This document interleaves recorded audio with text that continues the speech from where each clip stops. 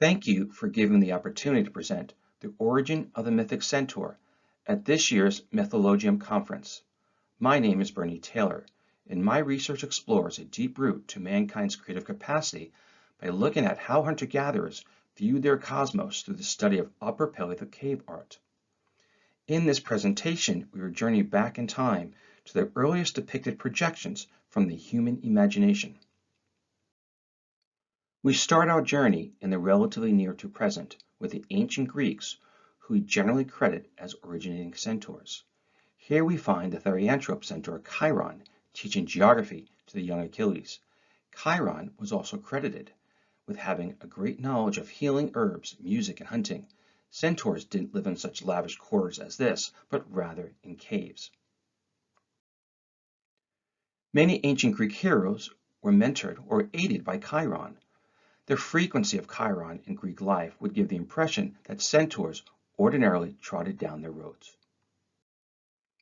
The recurrence of interaction with many of the great ancient Greek heroes also suggests that Chiron's assistance is integral to their hero's journey. The concept of the man-horse being is not unique to the ancient Greeks. Yakut shaman in Siberia transformed through a horse, as recorded around 1900 by a Russian ethnographer. Note that the shaman also transforms through birds. The integration of the human, horse, and other animal beings as a therianthrope may be older still. Let us now travel into a deep cave tens of thousands of years ago, when animism was the dominant belief system. The cave is in Cantabria, Spain, in a place called Monte el Castillo, where on the 10-meter across panel called the Gallery of Discs, there are more than 80 red discs that are on average about the size of the palm of your hand. One disc among them has been dated to at least 34,000 years old. On this panel, we can find an archetypal teacher and apprentice. Note the wide interested eyes of the apprentice and how the teacher speaks into his ear. Maybe he can tell us more about centaurs. Let's listen in. On the shoulder of the teacher is a fledgling golden eagle that stands about a foot tall. This is roughly a mid to late June time period for the young eagle. There's also this masked cosmic man whose left leg and right arm are raised. The right hand holds what appears to be an egg. His left arm has a feathered texture. We can take a closer look at the mask of the cosmic man. Note that he has one eye on the left side of his face, and the right is the beak of an eagle. One can see the impression of a nose below the mask and what appears to be a mouth and teeth above a dropped chin. The cosmic man feels on the Norse Odin, who gives up an eye to see through the aid of birds. We may find early sources of many ancient myths in these Upper Paleolithic cave images. When we turn our head sideways, the teacher and the fledgling golden eagle transform into the mask of the cosmic man. See how the artist used the juvenile eagle to form the beak of the cosmic man's mask. This is genius. On this panel, we find a speckled mare. She appears to be leaping with her head turned away from us as if agitated. In this deep cave, our cosmic man merges with the speckled mare on his journey of spiritual transformation and becomes a centaur. This is the kind of place centaurs were said to have lived. On our journey, we encounter mother Iberian lynx with a slightly tipped head and whose kitten pushes up against her ruff. This is a mid-June time period based on the stage of the kitten and is consistent with that of the fledgling eagle. Note that the wide-eyed apprentice is sharing the same space. The mother lynx may have adopted him. We encounter another transformation where a mask is put on to become a birdman or avianoid. Note that our hero's left hand is feathered and behind his back. This is the same feathered left hand of the cosmic man. They are the same character. We enter a marine environment where we encounter a giant crab lurking under a ledge. There's a spinning bottlenose dolphin. Note that the dolphin is depicted above the surf. Our hero merges with the dolphin to become a merman, who is reminiscent of the shape-shifting old man of the sea in the Hercules myth. We find our hero appearing to be in the air.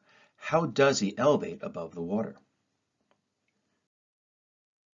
The artist reveals that the dolphin assists him. In this image, our hero wears a red pelt. We may be getting ahead of ourselves in the story. We reach the opposite shore, which is now Western North Africa, to be greeted by a monk seal. Where there is a woman in distress, see her sunken chin and cheeks, sorrowful eyes, and long braided hair, accentuated by the red discs. The ancient Greeks projected her both as Andromeda, chained to a rock, on the shore and under threat by the monster Cetus, and the beautiful Amphitrite, who receives a message from the dolphin Delphinus. She is the love of Amerique in a Tuareg myth. When the damsel in distress archetype is encountered, the story is evoked. The surrounding characters fill in the cast, but those are stories for another day. There is a Spitchus dog with its tail flopped forwards.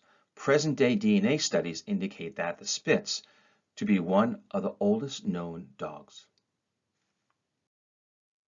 We encounter a Barbary ape, which is indigenous to the Atlas Mountains of Morocco, and a juvenile giraffe who hides her neck behind her mother's. The giraffe is indigenous to Africa as well. There is an elephant drinking water from a pool, and another with a raised trunk, or so it seems. Turn your head sideways, and you see that they are the same elephant, the artist formed from the same trunk and ear. Our hero enters and swims in the pool. See his head and arms freestyle swimming. Our strong swimmers' heads show him coming up for air between strokes. He encounters the elephant in the pool. The artist depicted an aerial view of the elephant in water with her floating ears. Our hero rises again, but this time walks up a hill at the top of the panel where he encounters a lion being licked by a lioness. Our hero is unsure about whether he should approach them. Is he ready to battle the apex terrestrial predator? There is an inner conflict, the crisis moment, where our hero struggles with himself in a different time and place. Perhaps this is an Upper Paleolithic version of the Ghost of Christmas Past. The lion takes the initiative and paws our hero to the ground. The hero prevails, becoming the apex predator, and as a symbol of that great strength, he wears the red spotted pelt. This depicted myth is, of course, connected to that of Hercules, who slays the Nemean lion in a deep cave and takes home the bloody pelt as evidence. We continue on to find a mother bear watching her cubs climb a tree for safety, and then encounter a large crocodile who is protecting her young. In my image titled Thrashed by a Crocodile, one has to wonder if the hero is fighting with the mother crocodile. Perhaps our hero is trying to steal an egg from the crocodile, such as the one she holds in her sharp teeth.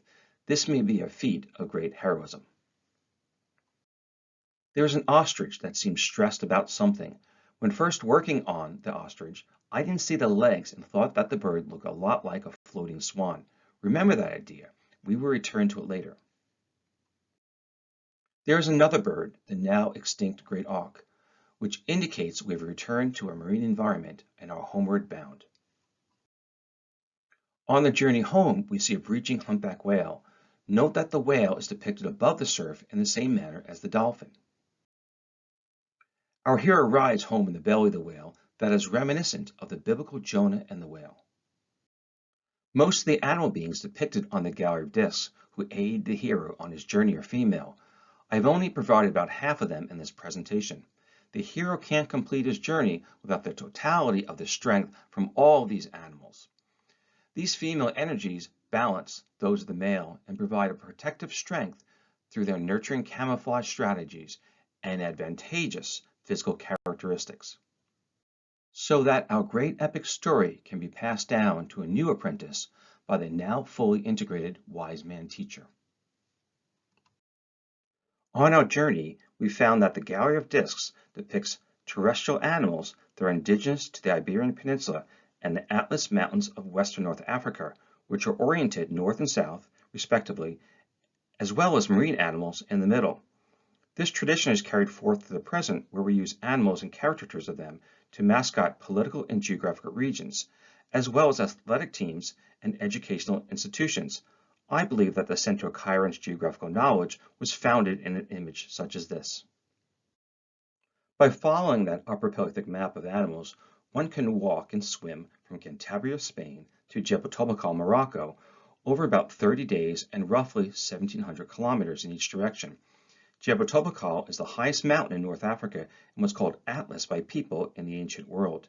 This is the mountain that Hercules and Perseus climbed, and we find Barbary apes today in their native environment. The stretch across the Strait of Gibraltar takes about 3 hours to span for a strong swimmer. The strait might take a little longer if one is playing with dolphins. This journey is not just across land in the Strait of Gibraltar. We can turn back time to mid-June some 35,000 years ago with astronomical software to see these depicted human and animal beings on the gallery of discs and the night sky as constellations. We can recognize many of them in the ancient Greek astronomical record from Claudius Ptolemy. Traveling from north to south at the top of the panel, we have the masked cosmic man, who is the constellation Hercules. The eagle that he merges with is Agila. The eagle also merges with the horse to give Pegasus wings. In that great astronomical expanse we call the sea is the bottlenose dolphin, Pisces, which is swimming south.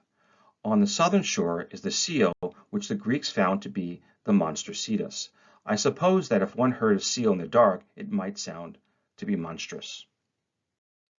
Near to the southern limit on this image, our hero Orion is accompanied by the Spitchus dog, that is Canis Major.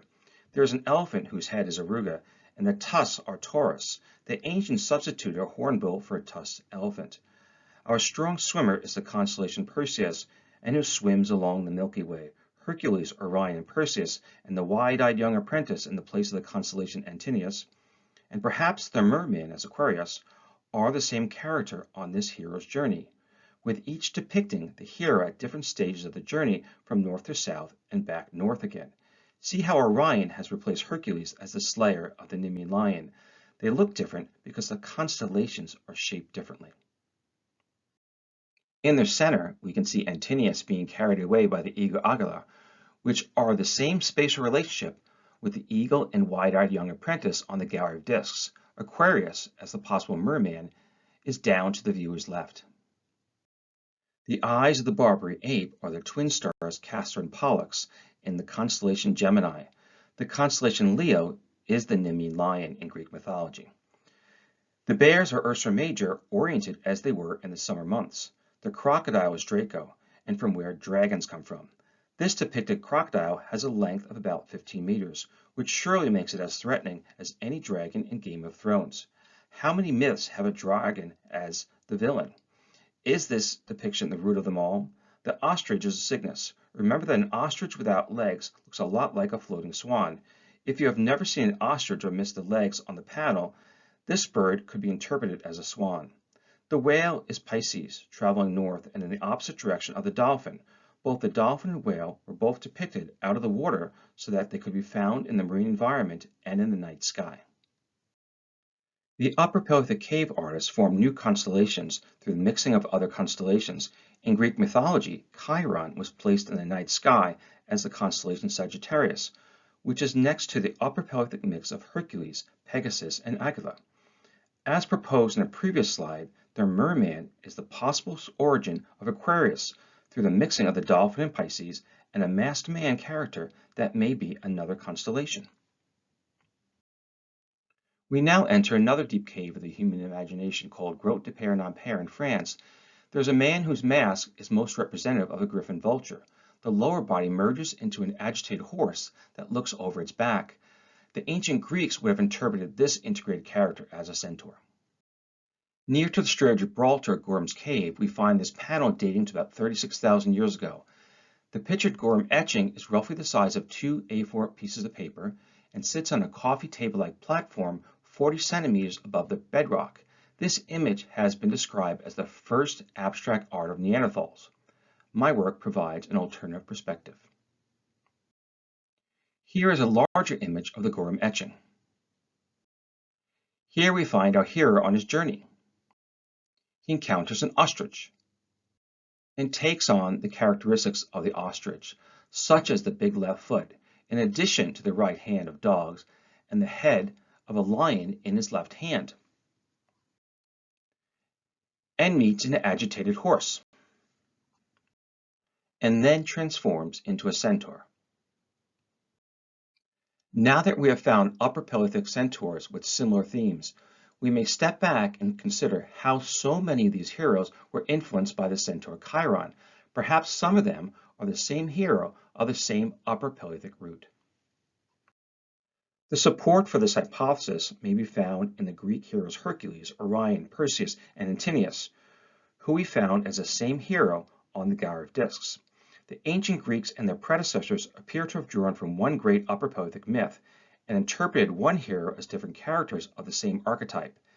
In Greek mythology, the places they visited, the mothers of the heroes, and the monsters change, but the fundamental narrative stays the same. In an eternal relationship between the hero and the horse who become a centaur and other animal beings, where the journey both begins and ends, a journey that restarts again every year in the night sky with another apprentice would-be hero. In a place and time when the terrestrial, celestial, and underworld realms meet, where everything is possible in a deep cave of the human imagination. Thank you again for the opportunity to speak at this year's Mythologium. More on my work can be found at these sites. I am always open to cooperate on projects and virtually present my work to community and academic audiences.